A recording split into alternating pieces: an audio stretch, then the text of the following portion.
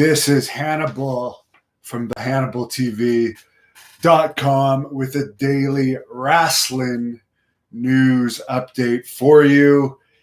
NXT has lost to AEW for the 30th time. Both NXT and AEW shows were down. NXT did a 0.16 rating.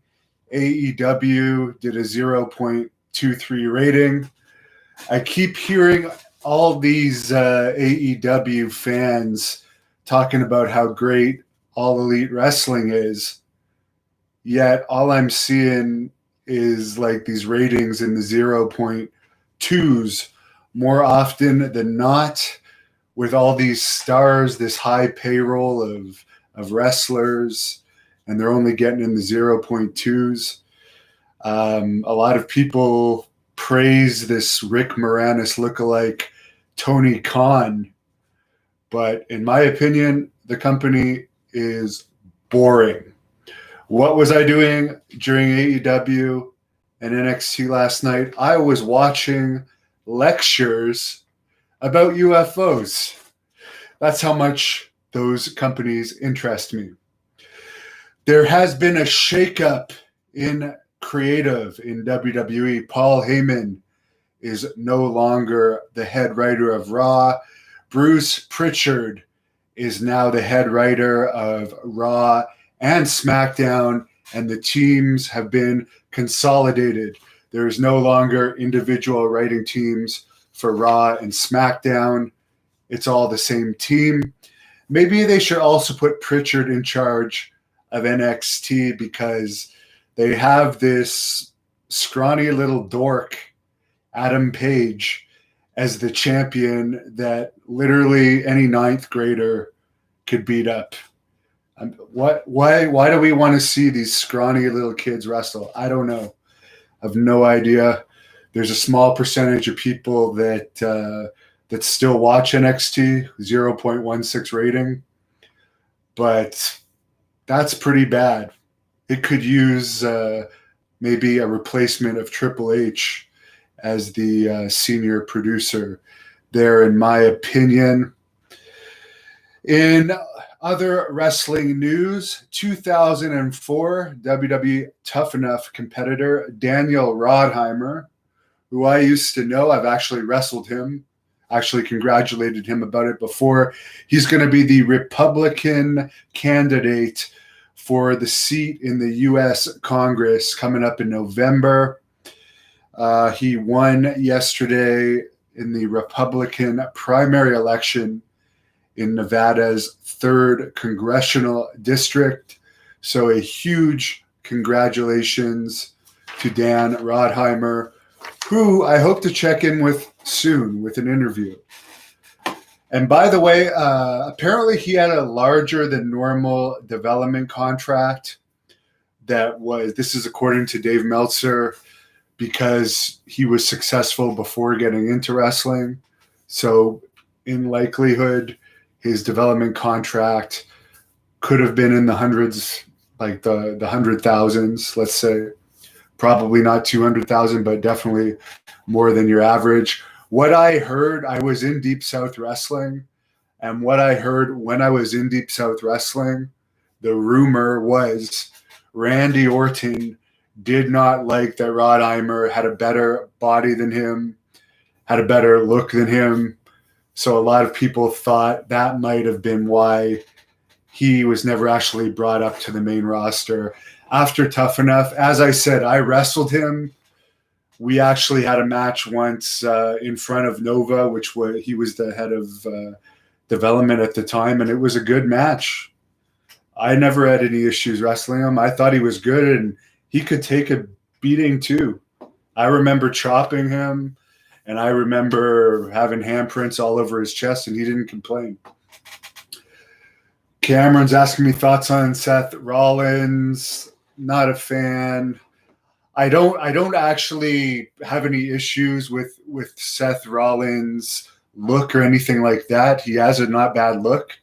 Looks a lot like Al Perez, but he just comes across as such a a boring wrestler to me, and his promos are boring. So I'm not a fan of Seth Rollins. But if I had a company, I wouldn't necessarily not want him in the company, but I wouldn't have him in a major position. He'd be a mid-card guy. He'd be more in the Val Venus type positions, although I did find Val Venus a lot more entertaining than Seth Rollins. Real Life says it's Adam Cole. Sorry. I get him confused sometimes with Adam Page, but yeah, Adam Cole. And to quote The Rock, it doesn't matter what his name is. The guy's a jabroni. Malafay telling me Paul Heyman. I already reported this, that Paul Heyman is no longer the booker, and as I said, they should replace Triple H too in NXT. They should have it all, and I don't think it's a big deal to have the same booker for Raw and SmackDown because they always mix the products anyways.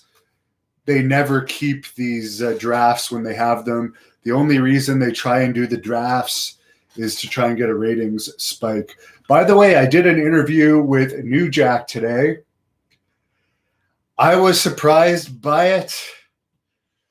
I really wasn't expecting what I got out of it. There is some good stuff in the interview, but if you've seen other New Jack shoot interviews, this one is very different than his other interviews, and I'm going to post some clips of that one tonight.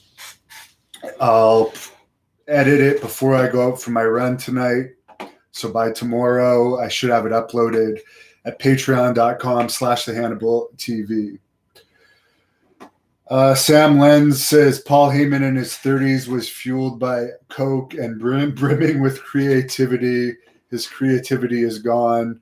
He doesn't have any gas left in the tank. All he's got is a huge belly now in his tank. He put in too much fuel and overloaded the tank, and now it doesn't work as well. Jay says, what were the numbers? I already, the viewership numbers, I didn't write it down. I only really care about the 18 to 49 demographics, but the viewership was also down.